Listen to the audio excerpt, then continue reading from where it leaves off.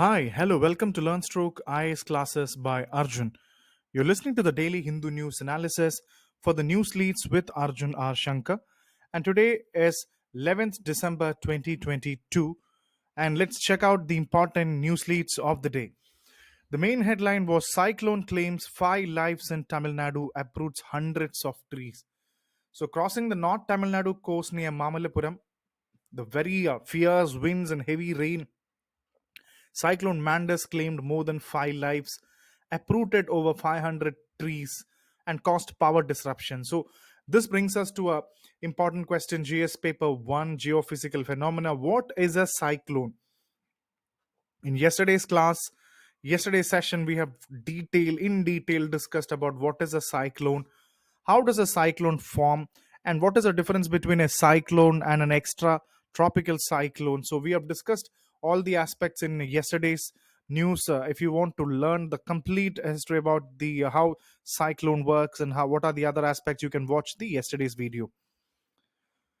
So, yes, what is a cyclone and what is the devastating impact it can create? Moving on to the next important one from the Southern Indian page is Japanese encephalitis confirmed in a boy from Uttar Pradesh. So, the Japanese encephalitis virus. So, what is the Japanese encephalitis virus infection? And you should know that the Japanese encephalitis virus or JEV is a flavivirus relating to dengue, yellow fever, and West Nile virus and is spread by mosquitoes. So, the JEV or Japanese encephalitis virus is the main cause of virus encephalitis in many countries of Asia, with an estimated of 68,000 clinical cases every year.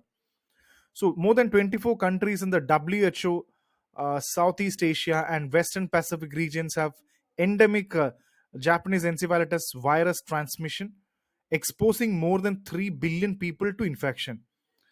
There is no cure to this disease, as people say, but treatment is focused on relieving several clinical signs and supporting the patient to overcome the infection.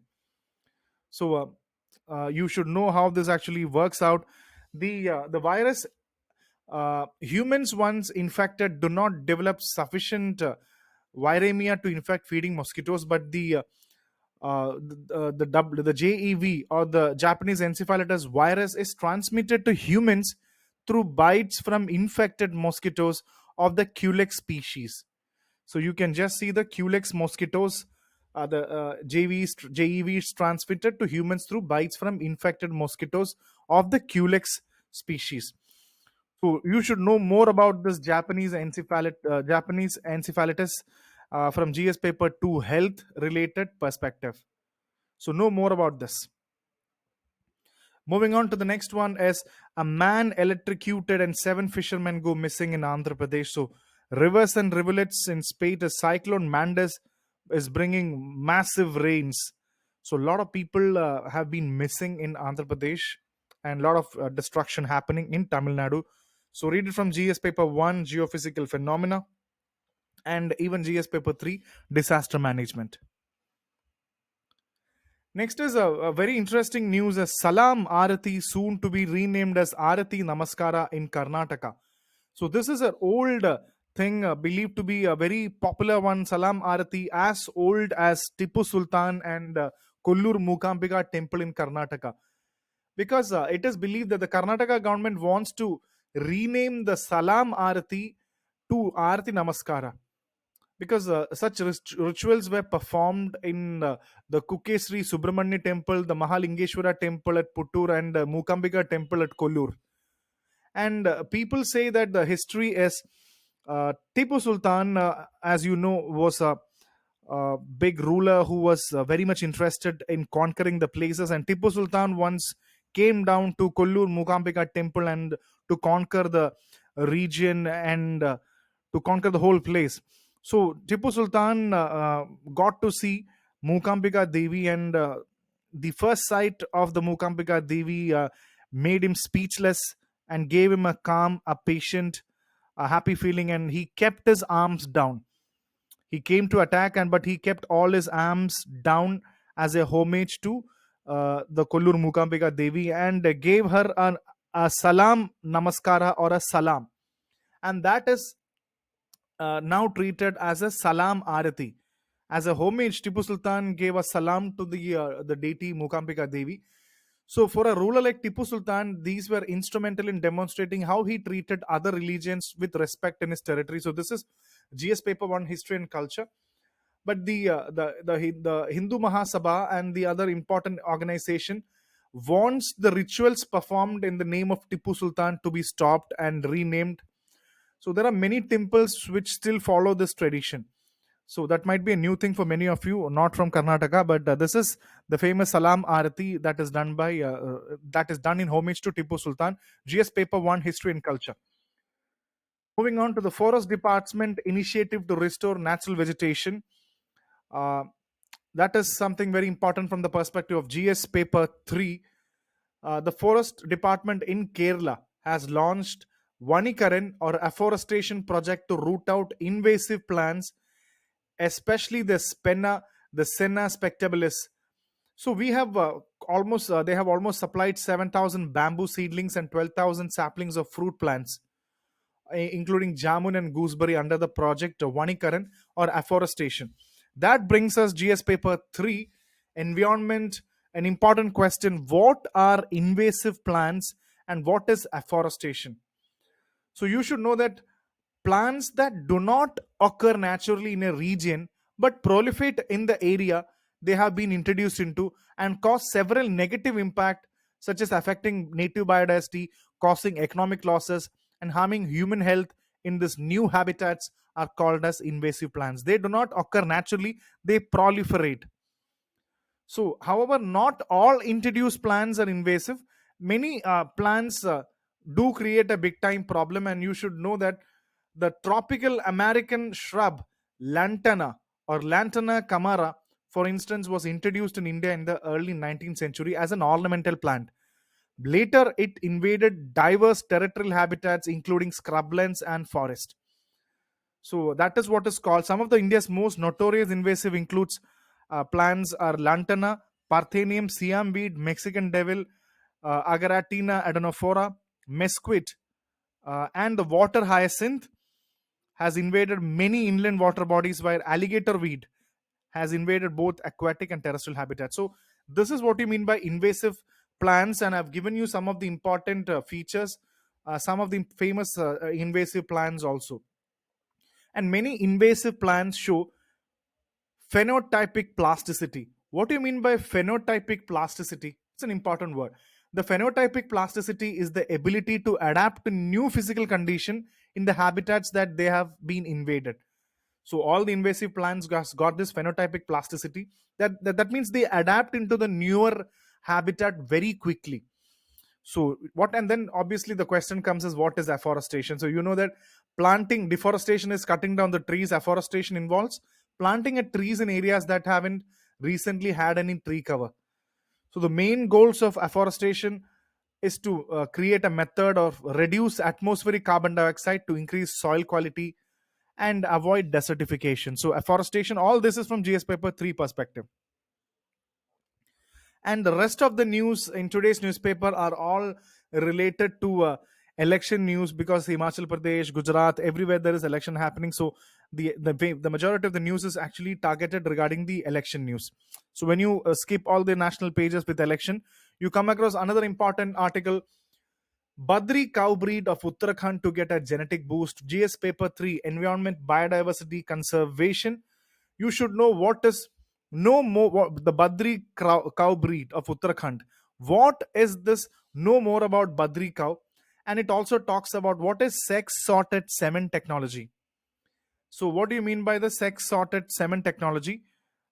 You should know that I've given you the details of sex sorted semen technology.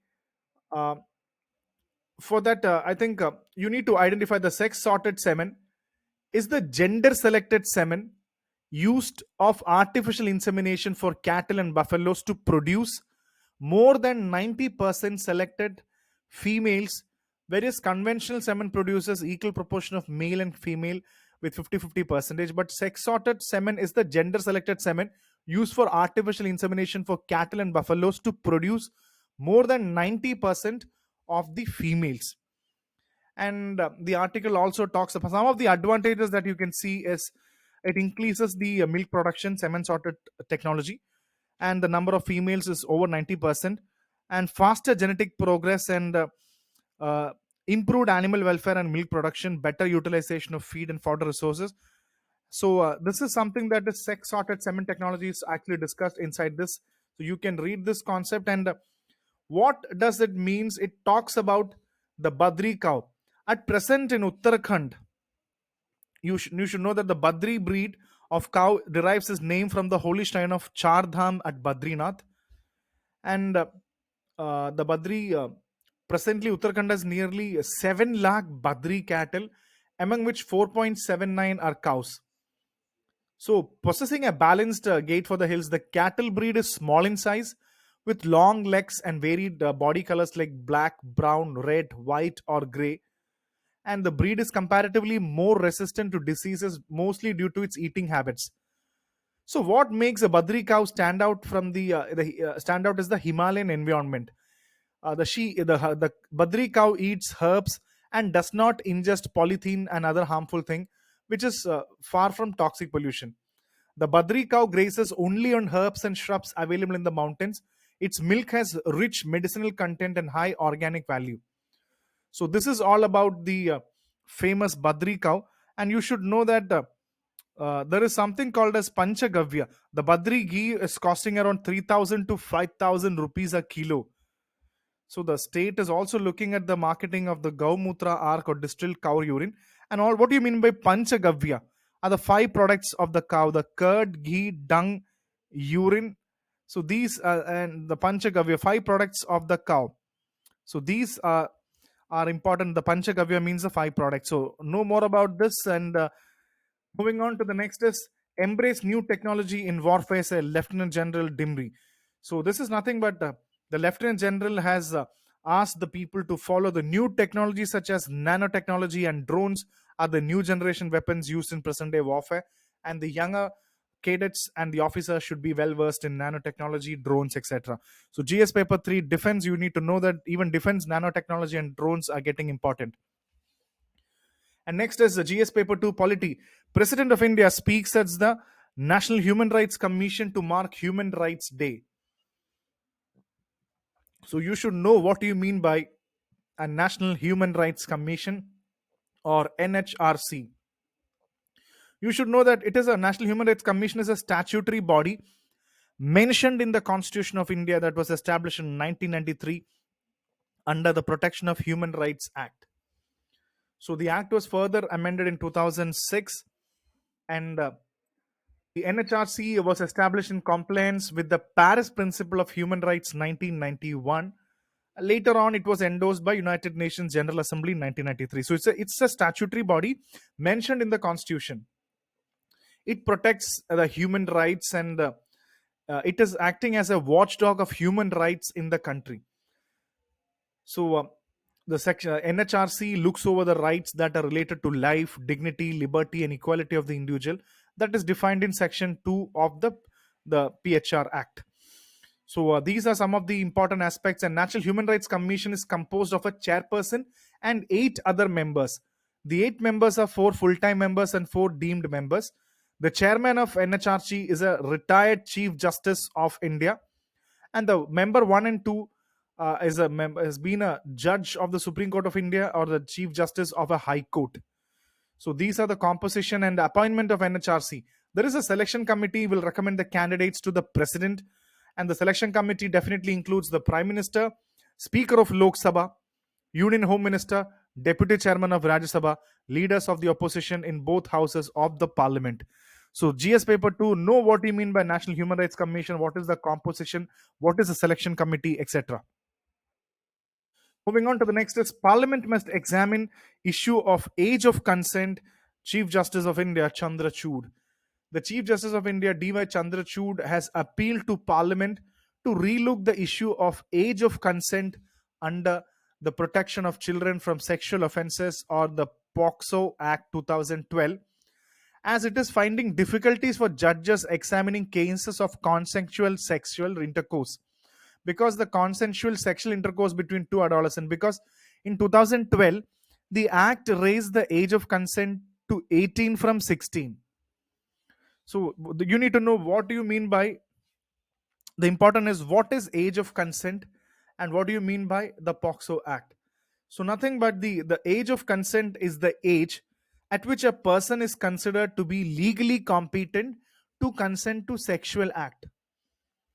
So consequently, an adult who engages in sexual activity with a person younger than the age of consent is unable to legally claim that the sexual activity was consensual, and such sexual activity may be considered child sexual abuse or even statutory rape.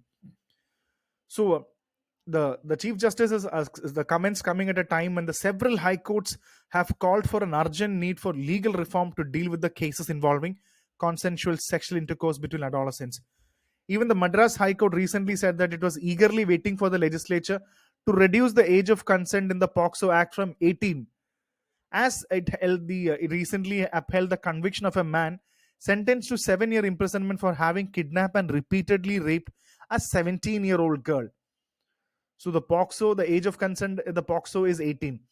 So even the Madras High Court and everybody is waiting the age of consent to actually go down, so that the crimes against children are prevented. And POXO Act means it came into force on November 14, 2012. It is a comprehensive law enacted with the objective of protecting children from a varied type of sexual offenses like sexual assault, sexual harassment, pornography, and various other aspects which protects the children. So read it from just the GS paper to polity and governance, and what do you mean by age of consent, and what is POXO Act. Next is regarding the experts want solution to rebalance relation between publisher platform. GS paper 3, the role of media. This has got a very important aspect called what is news media bargaining code. It is very popular in Australia now. Even Canada has its own version of news media bargaining code. It is nothing but you should take a look at this. What do you mean by the news media bargaining code, or a news media digital platforms mandatory bargaining code? The news media bargaining code is a law designed to have large technology platforms that operate in a country pay local news publishers for the news content made available on their platforms. So you should know that why this is very popular. So recently, 1.5 years ago, Australian Parliament adopted legislating creating the News Media Bargaining Code, a revolutionary measure aimed at protecting news publishers from the dominance of few big online platforms. The online platforms like Facebook and Google control the digital advertising ecosystem. So you should know that to have a large technology platforms that operate in Australia, you should pay local news publishers for the news content made available on the linked platform, whether it is even Google or Facebook. The news that the digital companies like Google and Facebook, they use it, publish news, and a lot of people, millions of people read it. You should have a platform that you should pay the local news publisher for the news content that they have made. So this is a very good initiative. So this is what a news media bargaining code is all about. So please understand what you mean by news media bargaining code. Next is regarding the Delhi's first transgender counselor dreams big. It's a very positive news. GS paper 1 society. After a long years of struggle, 38-year-old Bobby makes it to the Municipal Corporation of Delhi, winning the election on AAP ticket. So she still says that she faced discrimination. Even the campaign, a selection of people ridiculed her sexual identity. So that is good, and that's a positive news coming up that transgenders are coming into the system of organizations to make a change. GS paper 1 society. GS paper 2 international relations. Opposition seeks Hasina's resignation in massive rally. Thousands of supporters of Bangladesh main opposition party has the Bangladesh Nationalist Party BNP held a rally in Dhaka demanding Prime Minister Sheikh Hasina's resignation. So they want Hasina's resignation in favor of a fresh election under a caretaker government instead of ruling the Awami League. And they say that the polls can be rigged by her administration, and Bangladesh will hold its next general election in 2024. So they want the prime minister to be sacked. Moving on, the resurgence of far right extremism is a cause of concern for Germany. Recently, this news has been kicking in a lot of awareness among the world society. There's that after the World War, even after years, there has been a consistent effort by a group which calls citizens of the Ray, which means the Reichsbürger. The movement is called Reichsbürger, which includes more than so many people, a judge, rich people, and including a very famous aristocrat and businessman Prince Heinrich 13. He is the man who is actually leading a lot of people to overthrow the government of Germany, because many Reichsbürger believe that Germany is yet to fully free itself from the Allied occupation which has happened world after the World War II. And beyond this, the Reichsbürger worldview has been influenced by the QAnon, which is an American far right political movement, the QAnon. So, just like the American far right QAnon, the Reichsbürgers people, they love guns and hate lockdowns, and they don't want to pay taxes and often pick fights with government departments. They want to overthrow the present ruling government in Germany.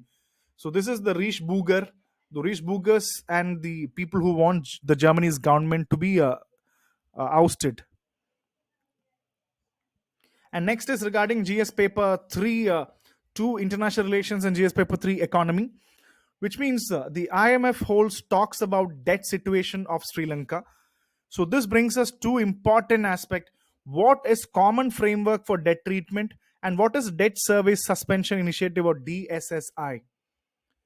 So you should know that the common framework for debt treatment was set up in 2020 by China, US, and other group of G20 major economies, as well as some specific cases of countries which were seeking debt relief. So the implementation of the common framework process has been halting, with only one country, Chad, having completed the debt treatment process.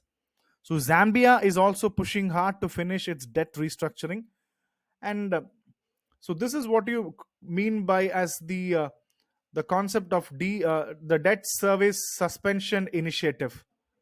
And you should also, the common framework for debt treatment was endorsed by G20, and the common framework considers debt treatment on a case by case basis driven by requests from eligible debtor countries.